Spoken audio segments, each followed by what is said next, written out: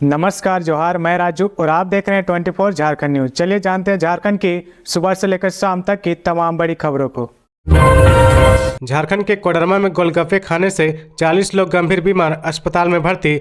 झारखंड के कोडरमा में गोलगप्पा खाकर 40 लोग फूड पॉइजनिंग का शिकार हो गए हैं। इनमें से 30 बच्चे हैं। इन्हें इलाज के लिए हॉस्पिटल में दाखिला कराया गया है। इनमें से कुछ की हालत गंभीर बताई जा रही है। बताया गया कि जिले के लोकई पंचायत के गोसाई टोला और बलरोटाण गाँव में शुक्रवार की शाम एक दुकानदार ने घूम घूम कर गोलगप्पे बेचे। गोलगप्पे खाने के कुछ ही घंटे बाद ज्यादातर लोग उल्टी और दस्त की शिकायत करने लगे। शुक्रवार देर रात से शनिवार सुबह तक जिले के सदर हॉस्पिटल में एक एक कर 40 लोग इलाज कराने पहुंचे। कुछ को निजी अस्पतालों में दाखिला कराया गया है। मरीजों के परिजनों ने आरोप लगाया कि कोडरमा सदर हॉस्पिटल के इमरजेंसी वार्ड में डॉक्टर उपलब्ध नहीं थे। देर रात डॉक्टर पहुंचे तब उनका इलाज शुरू हो पाया। यमुना एक्सप्रेसवे में भीषण सड़क हादसा, पलामू के 5 लोगों की मौत। दुर्गा पूजा मनाने लौट रहे थे घर। उत्तर प्रदेश के गौतम बुद्ध नगर जिले में यमुना एक्सप्रेसवे पर बड़ा सड़क हादसा हुआ है। इस भीषण हादसे में 5 लोगों की मौत हो गई है, जबकि 3 लोगों की हालत गंभीर बनी हुई है। तीनों को अस्पताल में भर्ती करा दिया गया है। मौके पर पहुंचकर पुलिस ने पूरे इलाके में आवागमन कंट्रोल करते हुए जाँच शुरू कर दी है। जाँच के लिए CCTV फुटेज भी खंगाले जाएंगे। हादसे का शिकार हुए सभी लोग मूल रूप से झारखंड के पलामू के थाना हुसैनाबाद के जपला कचरा गांव के रहने वाले थे। बताया गया कि मृतक में एक बच्चा भी शामिल है। ये सभी दुर्गा पूजा के मौके पर दिल्ली से अपने पलामू स्थित घर लौट रहे थे। सूचना के अनुसार ग्रेटर नोएडा के रबूपुरा थाना इलाके में यमुना एक्सप्रेसवे पर ग्रेटर नोएडा की ओर से आगरा की तरफ जाते समय यह हादसा हुआ है। यह हादसा तब हुआ जब शुक्रवार देर रात करीब 1 बजे अज्ञात वाहन ने एक कार को टक्कर मार दी। इस दर्दनाक हादसे में 5 लोगों में कुछ की मौत अस्पताल ले जाने के दौरान और कुछ की इलाज के दौरान हो गई है। इन 5 में एक बच्चा भी शामिल है, जबकि 3 अन्य बच्चे की हालत गंभीर बनी हुई है।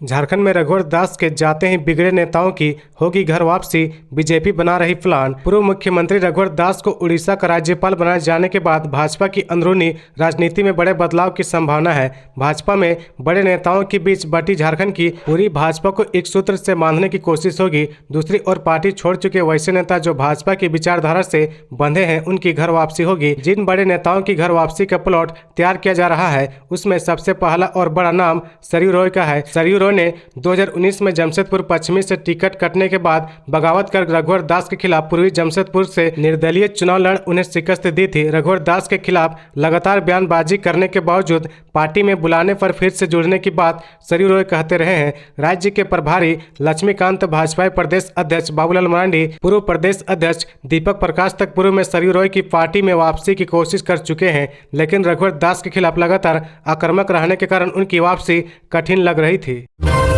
दुमका में दुर्गा पूजा को लेकर चप्पे चप्पे पर पुलिस मुस्तैद, इमरजेंसी के लिए जारी किए नंबर। दुमका जिले में दुर्गा पूजा को सौहार्द और शांतिपूर्ण वातावरण में संपन्न कराने के लिए प्रशासनिक तैयारी पूरी कर ली गई है। जिले के विभिन्न पूजा पंडाल व चौक चौराहों पर विधि व्यवस्था बनाए रखने के लिए डंडा अधिकारी और पुलिस पदाधिकारी व जवानों की प्रतिनियुक्ति कर दी गई है। उपायुक्त ए डोडे और पुलिस अधीक्षक पीताम्बर सिंह खेरवार ने संयुक्त आदेश जारी करते हुए अधिकारियों को तत्परता से कार्रवाई करने का निर्देश दिया है। मुख्य चौक चौराहों के साथ मेला परिसर जाने वाले सभी रास्ते पर पुलिस पदाधिकारी व जवान तैनात हो गए हैं। विधि व्यवस्था बनाए रखने के लिए 61 डंडा अधिकारी, 166 पुलिस पदाधिकारी और 775 जवान को तैनात किया गया है। आगे बढ़ने से पहले अगर अभी तक आपने इस चैनल को सब्सक्राइब नहीं किया तो प्लीज सब्सक्राइब कर ले, जिससे आपको झारखंड की हर छोटी से बड़ी खबर की अपडेट आप तक पहुंचता रहे। गुमशुदा लोगों की तलाश के लिए रेलवे का अनोखा तरीका। बंगाल उड़ीसा से भी आते हैं लोग। रेलवे ने गुमशुदा लोगों की तलाश के लिए एक अनोखी तरकीब निकाली है। टाटा नगर रेल पुलिस का नोटिस बोर्ड ही गुमशुदा लोगों को परिजनों से मिला देता है। यह फोटो और विवरणी से भर गया है। स्थिति यह है कि पुलिसकर्मियों को अब गुमशुदा लोगों का फोटो व विवरण दीवारों पर चिपकाना पड़ रहा है। पुलिसकर्मी हर 1.5-2 महीने में संबंधित थाना से संपर्क कर नोटिस बोर्ड से घर लौटे लोगों का फोटो और विवरण हटाते रहते हैं। रेल थाना के नोटिस बोर्ड में अभी ऐसे लोगों का फोटो और विवरण लगा है जो मानसिक रूप से विक्षिप्त होने या फिर परिजनों के डांटने के कारण घर से कहीं चले गए हैं। गुमशुदा की सूचना मिलते ही विभिन्न स्थानों की पुलिस भी स्टेशन का CCTV फुटेज खंगालती है। रेलवे स्टेशन चूंकि शहर से कहीं जाने का मुख्य साधन है, इससे जमशेदपुर के किसी भी थाने क्षेत्र के लोग आकर गुमशुदा परिजन की सूचना रेल पुलिस को देने के साथ ही नोटिस बोर्ड पर फोटो और गुमशुदा व्यक्ति की विवरणी लगा देते हैं, ताकि कोई कहीं देखकर मोबाइल पर उन्हें सूचना दे सके। रेल थाना प्रभारी गुलाम रब्बानी खान बताते हैं कि नोटिस बोर्ड पर फोटो और मोबाइल नंबर दर्ज होने के कारण कई गुमशुदा लोगों की सूचना परिजनों को मिली है। योगेंद्र तिवारी मामले में ECIR में इन प्राथमिकों को किया गया है शामिल। शराब कारोबारी योगेंद्र तिवारी के मामले में ईडी की ओर से कोर्ट को बताया गया कि मनी लॉन्ड्रिंग के मामले की जांच के लिए 31 मार्च 2022 को ECIR दर्ज किया गया था। इसमें सबसे पहले थानों में दर्ज 4 प्राथमिकी को शामिल किया गया था। इसमें जमीन हड़पने, फर्जी दस्तावेज के सहारे राय बंगला के नाम से चर्चित जमीन लेने, बालू के अवैध खनन और एक्साइज ड्यूटी एक्ट के तहत प्राथमिकी को शामिल किया गया है। जांच के दौरान मिले तथ्यों के आधार पर इस ECIR में जिले के थानों में दर्ज और 15 प्राथमिकियों को शामिल किया गया है। इन प्राथमिकियों में शराब के व्यापार में गड़बड़ी, बिना चालान के बालू की बिक्री, स्टॉक लाइसेंस में निर्धारित सीमा से अधिक 65,000 टन प्रति माह की दर से बालू जमा करने सहित अन्य प्रकार के आरोप लगाए गए हैं। देवघर थाना में दर्ज प्राथमिकी संख्या 342 2020 में योगेंद्र तिवारी सहित 26 लोगों पर जमीन हड़पने का आरोप लगाया गया था। ईडी को जांच में पता चला कि योगेंद्र तिवारी व अन्य ने मिलकर शशि सिंह की पत्नी किरण सिंह की जमीन फर्जी दस्तावेज के आधार पर हड़प ली है। उनके 5 लाख रुपए की लूट के लिए पूरे परिवार को जान से मारने की धमकी दी।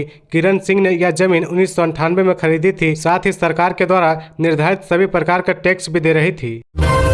मुश्किलों में राह बना दीपिका ने अंतर्राष्ट्रीय मंच पर लोहा मनवाया। विश्व का नंबर 1 तीरंदाज कुछ माह पहले ही मां बनी। परिस्थितियों से लड़कर मुश्किलों का संघार जिसने किया वह सफलता के शिखर तक पहुंचा। इसकी वानगी है रांची की अंतर्राष्ट्रीय तीरंदाज दीपिका कुमारी। दीपिका ने 2006 में पहली बार मेक्सिको में विश्व कप में पदक जीता।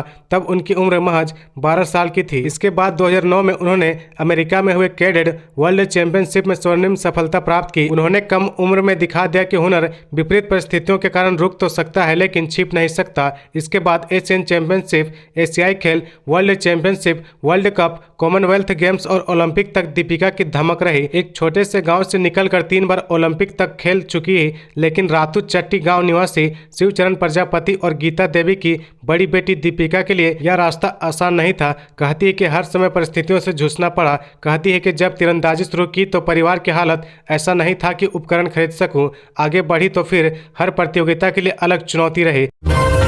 अब मोबाइल ऐप से बुक होगी बालू, खनन की अड़चनें होंगी दूर, घाटों की नीलामी शर्तें में बदलाव की तैयारी। राज्य में खनन की अड़चनें जल्द दूर कर आम लोगों के लिए बालू सुलभ उपलब्ध कराने की कार्य योजना तैयार कर ली गई है। झारखंड राज्य खनिज विकास निगम ने शुक्रवार को सभी जिला उपायुक्तों को निर्देश दिया कि वह इस महीने के अंत तक बालू घाटों के टेंडर की प्रक्रिया शुरू कर दे। JSMDC बोर्ड की बैठक में टेंडर प्रक्रिया में कुछ संशोधन का निर्णय लिया गया। जिला उपायुक्तों की ओर से टेंडर में काफी कम रेट कोट किए जाने के कारण मार्गदर्शन भी निगम से मांगा गया था। सभी पहलुओं को शामिल करते हुए टेंडर प्रक्रिया की शर्तों में कुछ बदलाव किए गए हैं। इसमें जिला उपायुक्तों को अवगत करा दिया गया है। खान सचिव अब्बू बकर सिद्दीकी ने भी जल्द से जल्द बालू घाटों की नीलामी प्रक्रिया पूरी करने का निर्देश दिया है। JSMDC निदेशक आरवा राजकमल ने बताया कि बालू घाटों की नीलामी में आ रही अड़चनों को दूर करने के लिए कुछ बदलाव किए गए हैं।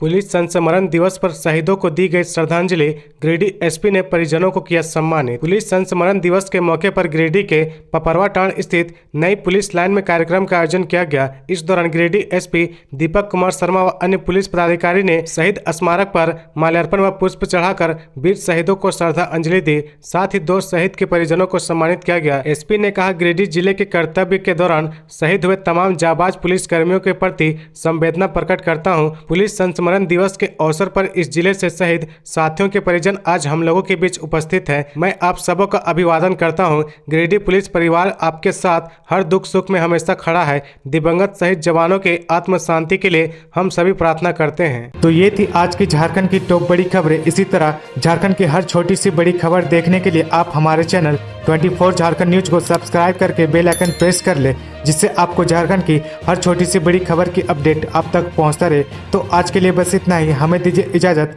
फिर मिलते हैं नेक्स्ट न्यूज में।